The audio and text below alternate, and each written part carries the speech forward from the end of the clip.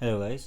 तो जैसे कुछ लोगों को पता होगा कि अभी कुछ टाइम पहले मैं सर्न होते हुए आया था, तो काफ़ी लोगों ने पूछा था कि भाई कैसा एक्सपीरियंस रहा है, थोड़ा शेयर करो। तो आज तो मैं सब डिटेल में बताऊंगा क्या क्या था अंदर, कहाँ कहाँ हम गए, वीडियोस जो मैंने ली हैं वहाँ के पूरे का पूरा सारे डिस्क्रिप्शन, चीज़ें कैसे काम करती हैं वो सब पूरा का पूरा बताएंगे। उस बारे में देखते हैं। काफ़ी फिज़िक्स वाले भी हैं यहाँ पे जिनको जाने का बहुत मन है उसमें, तो उनके लिए भी काफ़ी इन्फॉर्मेटिव होगा।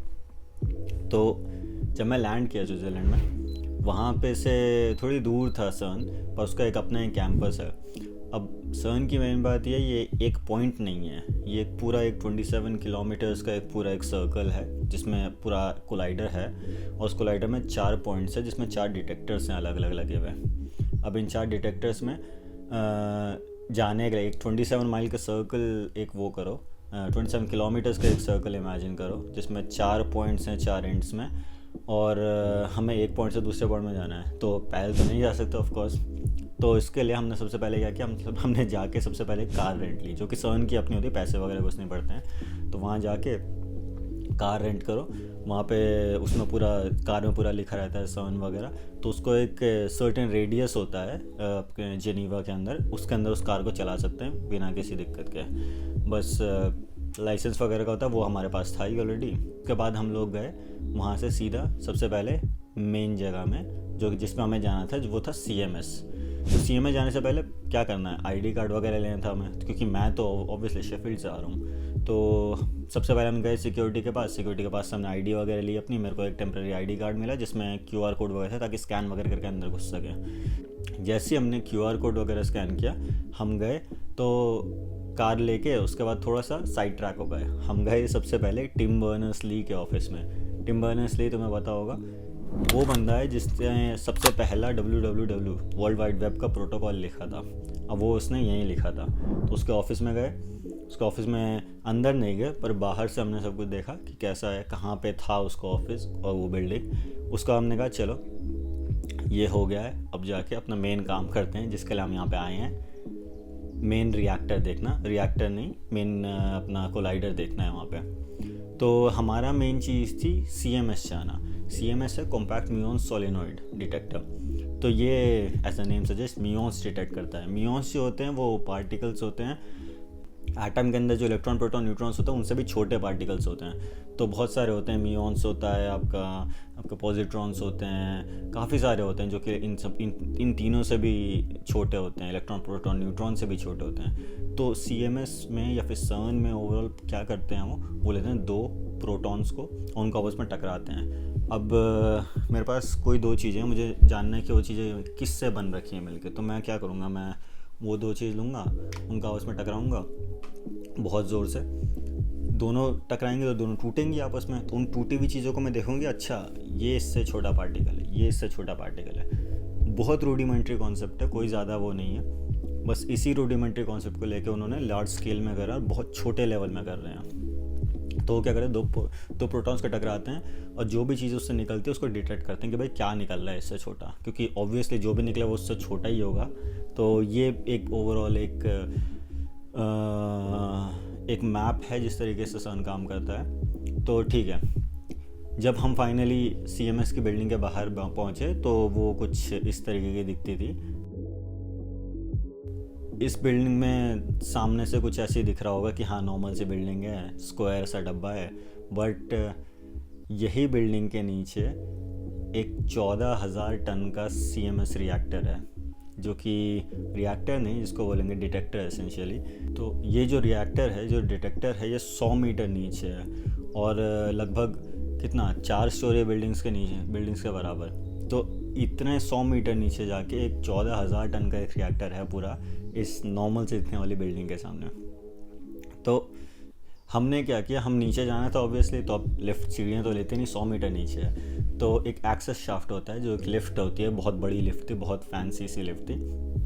अब वो स्टेप बाय स्टेप जाती है नीचे, ताकि कानों में कुछ ज़्यादा वो ना हो, क्योंकि प्रेशर डिफरेंस आता है सीधा। तो दे गई वो जैसे ही नीचे पहुंची, वहाँ से हम आगे निकले। थोड़ा सा इधर उधर जाने में काफ़ी सारे डोर्स थे, उसमें काफ़ी कैमराज हर जगह लगे हुए थे। तो सारी जगह की मैं वीडियोस नहीं ले पाया, बट काफ़ी जगह में जहाँ की मैं ले सकता था वहाँ पर मैंने ली। फाइनली हम लोग अंदर गए और वहाँ पे था CMS, जो पूरा का पूरा जो आपको लाल दिख रहा है पूरा, वो सारी उसके आउटर कवरिंग है। उस टाइम पे CMS जो था वो दोबारा क्लोज़ कर रहे थे उसको, ताकि उनको रन करना है दोबारा पूरे एक्सपेरिमेंट को। अभी रन हो रहा है जहाँ तक मुझे, तो उसको पूरे रिएक्टर को बंद करना यूजुअली पूरा खुला हुआ मिलता है पूरा, तो सारी चीज़ सारे पार्ट्स उसके डिस्प्ले में रहते हैं, सारे एक एक शेल उसका डिस्प्ले में रहता है। इस टाइम में पूरा का पूरा बंद था।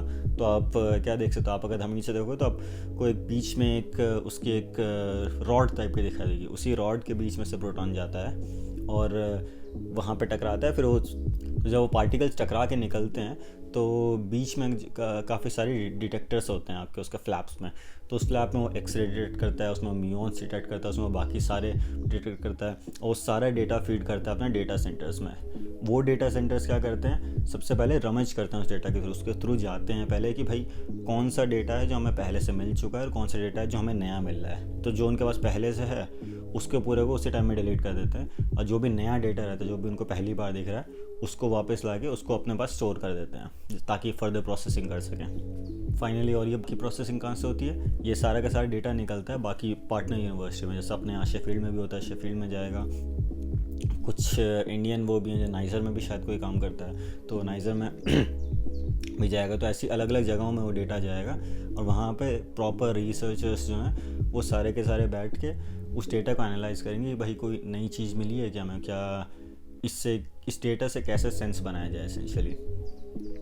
तो थ्योरी वाइज बहुत सिंपल कॉन्सेप्ट है, बट इतने लार्ज स्केल में पहली बार हो रहा है ये चीज़। तो सारी की सारी कंट्रीज़ आपस में आके मिल के सारा चीज़ें देखती हैं कि भाई हमें क्या मिला है नया। तो जब उन्हें कुछ नया मिलता है बहुत बड़ी बात होती है कि हाँ नई चीज़ आई है, कुछ बहुत अच्छा निकला हुआ है। और फाइनली ऐसे ये रिसर्च आगे आगे काम करती है। तो फिर फाइनली हमने CMS देख लिया था। उसके बाद फिर हम गए आगे जाके उसके कंट्रोल रूम में कि भाई जिसमें अब कोई तो चाहिए कंट्रोल करने के लिए पूरी चीज़ें कहाँ से कहाँ जा रही हैं। तो कंट्रोल रूम कुछ इस तरीके से दिखता था, पूरी स्क्रीन थी सारी की सारी, इतनी सारी, सब स्क्रीन में कुछ ना कुछ चल रहा था और इसी में सारे के सारे लोग बैठ के अपना देखते हैं कि भाई रिएक्टर ढंग से चल रहा है कि नहीं चल रहा, बाकी कुछ चीज़ें कुछ दिक्कत तो नहीं आ रही है, सब कुछ टाइम पे है या नहीं है, क्योंकि इतना पावरफुल चीज़ है, इतना ज़्यादा एनर्जी खा रही है कि उसको चाहिए हमेशा कोई देखने के लिए। तो इतनी सारी स्क्रीन से इसमें अलग अलग पार्ट्स थे रिएक्टर्स के और एक कंट्रोल रूम था पूरा का पूरा, ये सारा उसके अंदर था, पीछे बटन्स वगैरह थे पूरे के पूरे। तो बहुत सारे लोग एक साथ काम करे, एक बहुत बड़ा कोलैबोरेशन है पूरी चीज़ों के बारे में। तो उसके बाद हम वापस CMS से निकल के गए अपने मेन CERN के कैंपस में। उस CERN के कैंपस में हम गए, सबसे पहली बात जो मेरा फेवरेट था, सर्वर रूम। मैं काफ़ी सर्वर्स वगैरह के साथ खेलता हूँ, मुझे बहुत पसंद आती है चीज़ें करना। होम असिस्टेंट वगैरह मेरा बहुत हुआ है, मेरे पास एक रास्पबेरी पाई है जिसको मैं ट्वीक करता रहता हूँ। अभी कुछ टाइम पहले वो रेट्रो पाई बना हुआ था। रेट्रो पाई बेसिकली कुछ नहीं होता, उसमें रेट्रो गेम्स खेल सकते हो, तो बेसिकली एक mini console, but mostly 99% time वो मेरा एक मिनी सर्वर बना रहता है खुद का। तो मैं कुछ भी यूज़ करूँ, मतलब फ़ोन यूज़ करूँ उस वगैरह, तो मेरा सारा internet data instead of directly ISP के पास जाने से सबसे पहले जाता है वहाँ मेरे सर्वर पे, वहाँ पर वो डेटा इनक्रिप्ट होता है, फिर वहाँ से उधर जाता है। तो मैं सर्वर्स का बहुत बड़ा फ़ैन हूँ। तो सबसे पहले मेरा मेन चीज़ थी कि मैं जाके सबसे पहले सर्वर्स देखूँ वहाँ के। तो जब मैं उनके अंदर गया तो जैसे देख सकते हो इतने सारे कंप्यूटर्स थे वहाँ पे, और ये जो जितने दिख रहे हैं सारे CPUs, इनमें बहुत छोटी छोटी हार्ड ड्राइव्स लगी हुई थी और यहीं पे सुपर कंप्यूटर भी था। तो बेसिकली जितने लोग HPC यूज़ करते हैं, HPC मतलब high performance computing, super computer होते हैं। तो सुपर कंप्यूटर हर बड़ी यूनिवर्सिटी में होता है कि एक शेफील्ड में है, यहाँ मैनचेस्टर में होगा, लीड्स में होगा, लंदन में किसी यूनिवर्सिटी में होगा। तो इसमें बेसिकली क्या होता है, वो काम करते हैं जो कि जिसके लिए हमारे नॉर्मल कंप्यूटर उतना पावरफुल नहीं है। तो बहुत लार्ज डेटा सेट के साथ काम करना है, तो वो सब उसमें काम आता है। इसमें क्या होता है, सारे के सारे दुनिया में जो भी हैं ये सब लोग इस सुपर कंप्यूटर के साथ कनेक्ट करते हैं, तब जाके वो लोग उसकी रिसोर्स से एक्सेस कर पाते हैं और तब जाके वो लोग सारा का सारा काम करते हैं उस सुपर कंप्यूटर में। तो वो सुपर कंप्यूटर भी यहीं पे था। बहुत सारी चीज़ें, काफ़ी मैकेनिकल आर्म्स है जिनकी वजह से एक ह्यूमन इंटरेक्शन की ज़रूरत ही नहीं पड़ेगी सर्वर। तुम्हें सर्वर में कुछ चेंज करना है, कुछ हार्डवेयर लेवल में कुछ चेंज करना है, एक रोबोट आर्म आके उसको स्विच कर जाएगा, कोई हार्ड ड्राइव चेंज कर जाएगा, कुछ भी कर जाएगा। तो बहुत कूल था, बहुत बड़ा सर्वर रूम था, पूरा एक बहुत बड़ा AC वेंटिलेटेड रूम था और बहुत अच्छा था। हाँ, और क्या था नेक्स्ट। तो वापस आता है टिम बर्नर्स-ली में। तो मैं जब वहाँ पे जा रहा था ना, तो मैंने काफ़ी देखा वहाँ पे एप्पल कंप्यूटर्स के काफ़ी पड़े हुए थे। वहाँ पे एक नेक्स्ट कंप्यूटर्स था जो कि स्टीव जॉब्स ने तब बनाया था जब उसको एप्पल से निकाल दिया था। तो हुआ क्या था, वहाँ पे काफ़ी सारे उसमें वहाँ पे एप्पल का पहला पोर्टेबल कंप्यूटर था वहाँ पे रखा हुआ। तो मैं सोचने लगी यहाँ पे क्या है एप्पल का, ऐसा क्या है इधर इसके साथ नेक्स्ट का और एप्पल का, बेसिकली स्टीव जॉब्स का इन जनरल। फिर मैंने पढ़ा थोड़ा, तो हुआ क्या था कि जब स्टीव जॉब्स को निकाल दिया था ना एप्पल से बीच में, तो उस बंदे ने नेक्स्ट का एक कंपनी खोली थी। वो नेक्स्ट के कंप्यूटर्स स्टार्टिंग में सर्न में प्राइमरीली यूज़ होते थे। तो जब वर्ल्ड वाइड वेब का वो लिखा गया था ना, प्रोटोकॉल लिखा गया था, वो नेक्स्ट कंप्यूटर में लिखा था। तो एसेंशियली एप्पल का जो प्रीडिसेसर था उसी के ऊपर वर्ल्ड वाइड वेब बना, वही एक पहला एक कंप्यूटर था जिसके ऊपर वर्ल्ड वाइड वेब का पूरा कॉन्सेप्ट, पूरा प्रोटोकॉल लिखा गया था, जो पहला कंप्यूटर चलाने वाला। तो फिर वहीं से फिर वो बाद में बाकी जगह यूज़ हुआ। अब स्टूडेंट्स के मतलब एंड यूज़र्स के अलावा मोस्टली कोई एप्पल यूज़ नहीं करता है उधर सान में। हर कोई, सारे कंप्यूटर्स, सारे HPCs मोस्टली सबके सब लिनक्स में चलते हैं, जिनका अपना एक कस्टम वो किया रहता है ताकि एकदम कम से कम कोई दिक्कत आए। तो मोस्ट चीज़ें हम लोग देख चुके थे, सारी की सारी चीज़ें, हम मेजर चीज़ें जो हमने कवर करनी थी हमने कवर कर दी थी। अब साइड में एक कोने में एक सन के कैंपस के हमें एक नॉर्मल सी दिखने वाली बिल्डिंग दिखी। उसमें लिखा होता है एंटी मैटर फैक्ट्री। तो हम उसके अंदर गए फिर उसके बाद कि ये क्या है एंटी मैटर फैक्ट्री। तो अब देखो, एंटी मैटर काफ़ी लोगों ने सुना होगा साइंस फिक्शन वगैरह में, लेकिन ये एक्चुअली बहुत रियल है। अब मेन जो थ्योरी जो आती है ना, वो ये होता है कि जब मैटर है तो एंटी मैटर भी होना चाहिए। और जब बिग बैंग हुआ था तो उससे सब कुछ ये बना है जो भी हमारा है, ये सब मैटर है। तो अब साइंटिस्ट सोच रहे थे कि भाई अगर सब कुछ मैटर है तो एंटी मैटर कहाँ गया। जब बिग बैंग हुआ था तो equal amounts of matter and anti matter बना था। तो हमें मैटर तो सब पता है कहाँ पर है, क्या है, लेकिन एंटी मैटर एंटी मैटर कहाँ गया, यही चीज़ वो लोग फिगर आउट करने की कोशिश कर रहे हैं एंटी मैटर फैक्ट्री में। और एंटी मैटर फैक्ट्री में एंटी मैटर बना सकते हैं, एक्चुअली हम लोग एंटी मैटर भी बना सकते हैं। और ये बहुत एक्सप्लोजिव होता है। अगर थोड़ा सा भी अमाउंट एंटी मैटर और मैटर का मिल जाए तो वो एक न्यूक के बराबर एक्सप्लोजन हो जाएगा। तो ऑब्वियसली हम इसको किसी चीज़ में स्टोर करके नहीं रख सकते, क्योंकि हम किस में स्टोर करें उसको, मैटर में, और पूरा मैटर में कंटेन करके एंटी मैटर को तो रखते हैं क्योंकि वो टकराएगा किसी से।